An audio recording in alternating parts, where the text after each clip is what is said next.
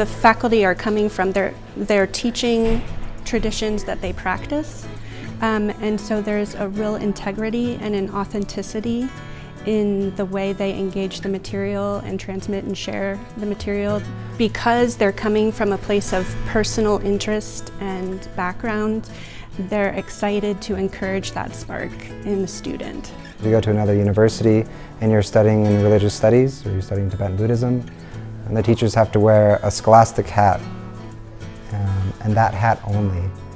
They're not able to elaborate experientially upon their understanding or upon their wisdom, upon transmitting certain things to you.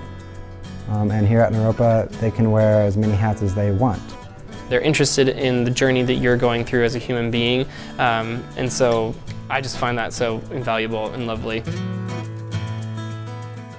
The people who are attracted to a Naropa education, it's a really special collection of students. I always say that the two greatest things about Naropa are the students and the faculty, because the students themselves are all out to change the world, and the faculty are people who've been doing that for years. They're thinking about systemic problems. They're thinking in ways that aren't encouraged at most universities. I've enjoyed the environment here, the small class size, the diversity, and fellow students' ages and backgrounds and life experience.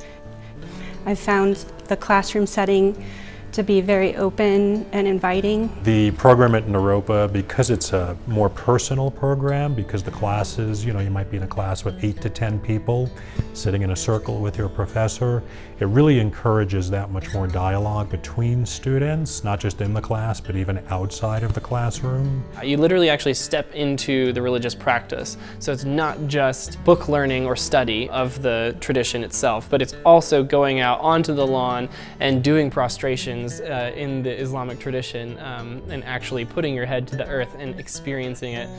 Just a wonderful mix of personal reflection, practice, and the rigor of intellectual study. The way that it's structured, I feel like I've completely transformed in my ability to dialogue about religion with a peaceful, loving, patient, curious manner. Clearly the practice element is what sets Naropa apart from other universities. The contemplation aspect and the meditation aspect really take teachings and they really internalize them so that you realize them more on just a thinking level, but they just become part of you. And you have to do that personal growth journey, and that's what propels you into this new way of being. I am much more open-minded about what I could be doing with a religious studies degree in my training. So the value that I feel that I and my peers now are moving forward with into the world is a critical and self-reflective eye. We get to have a closer touching of the heart of things by having investigated, by taking it to heart, by really sitting with it, and by doing that intense investigation work and asking the real gritty questions. I'm looking forward to sharing the Christian contemplative path that I've been exposed to at Naropa with others. In the fall, I'm going to go to the University of Oxford and go on their Oriental studies and do research with the Tibetan language and with texts. Well, as far as career goes, I'm looking at nonprofit opportunities. I took a couple of years to study Buddhism, develop my practice in meditation. Now I feel like I want to give back. That's very, very much the way I see people impacting the world as we leave here. It's going to be person by person basis.